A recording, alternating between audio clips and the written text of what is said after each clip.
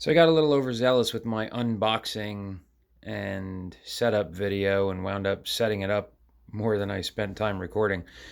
So it wasn't really the greatest thing, but I just wanted to give a quick update, short term, medium term, less than a year, but still a few months down the road from when I first got it, on the Alesis Strike Pro Special Edition. This thing it's been a great kit for what I use it for. I use it for an hour, 2 hours every day or so to just practice and play and not annoy my neighbors. That's really what it boils down to. My acoustic kit is really loud, and you can see it's right next to a window, and my neighbors are very close. I have had the cops called on me a few times, so it was time to get me a big boy electronic drum set and put the acoustics away, or they're still set up. I just don't play them as often. So I wanted to give a quick little walk around. I never really got a chance to finish snaking all the wires and cleaning everything up, but here's uh, here's a view from the driver's seat. And as much time as I spend whacking away at these things, you can see they have no blemishes on them, anything. There's a little bit of stick residue on the cymbals and whatnot, but that wipes off, no sweat. I have heard issues with the ride cymbal, that there's a ribbon cable that comes down here somewhere and it meets up with the edge trigger, and if you hit that too much, it'll sever the cable. I haven't run into an issue with the ride yet, but I have seen that there has been a little bit of backlash as to the quality of this thing, and from what I understand, they will replace it. It's not the quickest thing in the world, but you can see here I have a Remo practice pad. I converted that thing to a MIDI trigger years ago, and I never really used it for anything, and now I have an excuse. I put it on this kit with a Y splitter going off of the rim trigger for the 8-inch tom, and I use that for an additional tom. I use it for a splash cymbal. I use it for cowbell. It works out. These aren't proprietary units by any stretch, so you can plug in any kind of controller. In this case, it's just a piezo transducer that's epoxied to I think it was the lid of a cookie tin or something like that I cut out and sandwiched between the foam that was underneath the practice pad. And the hi-hat works very well. It's not perfect. It's good. It's not perfect. You do have to modify your timing a little bit to get certain sounds out of it that you would normally time a little differently with an acoustic hi-hat. I haven't really ventured too far into the kits. I found that the first kit that I load up is the kit that I enjoy the most. There are a couple of kits in here that I do like.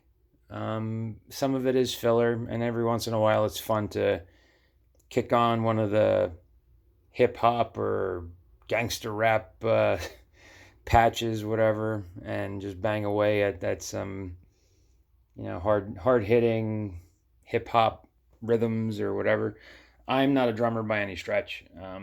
I just like playing the drums. I'll never bring this anywhere. I will never set this up anywhere and play gigs with it. So for me, again, it suits the purpose.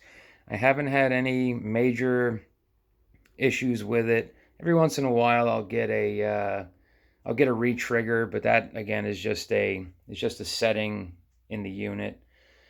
The round robin sounds are very good. They're a lot more natural sounding and dynamic than the Roland TD27 KV that I checked out at Guitar Center.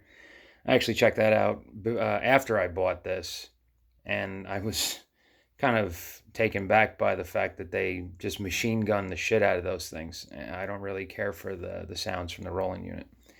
I do wish that this unit had the trainers and lessons and things like that that the Roland setup has, but it's not, again, it's not the end of the world. Um, I do like the flexibility of the outputs, the stereo and the multi-channel outputs. I do wish that it sent sound over or audio over USB.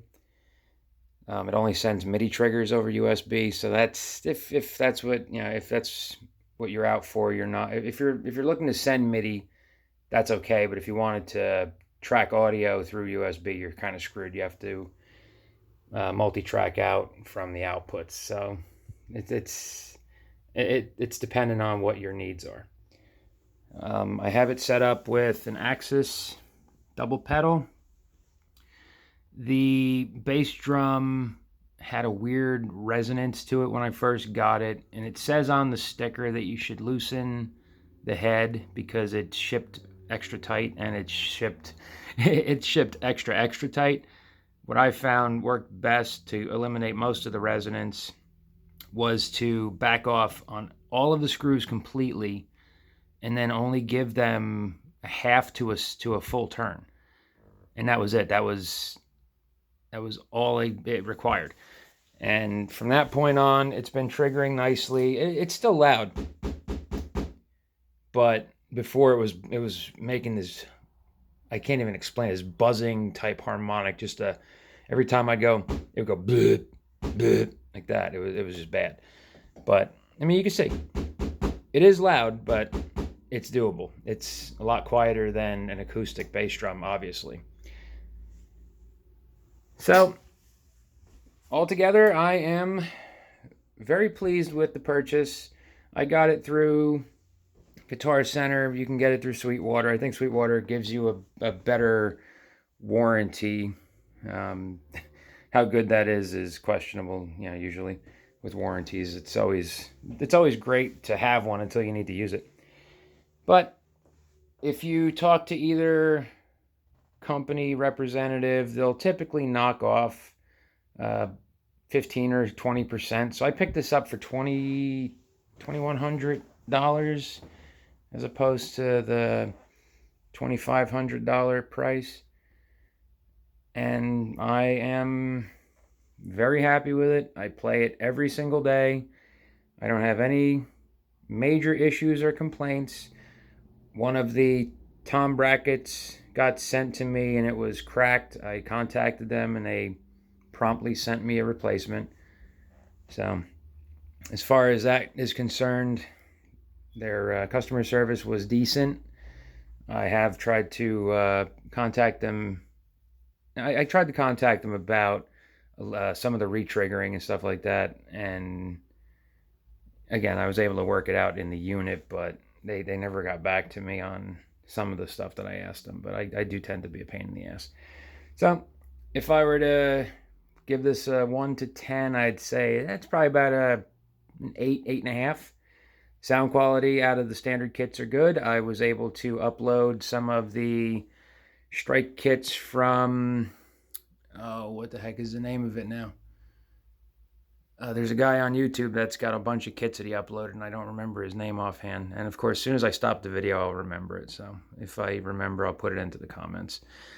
But yeah, 8.5. If you're looking for an electronic drum kit, I would say that this is a pretty good route to go. Stay away from the original kit unless you want to upgrade the hi-hat right out of the gate, because I hear that those are not very good, and the older models, the trigger plates do tend to crack. But again, there's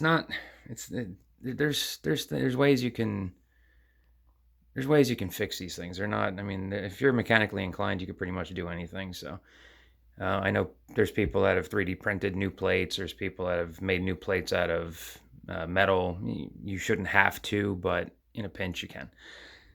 But yeah, I would definitely consider the SE version over the standard version, and I would definitely put it up against the mid-level Roland units. I don't know how good the TD50s are, or the the higher end models, but dollar for dollar, I sound quality wise, this unit blows it out of the water. So thanks for watching.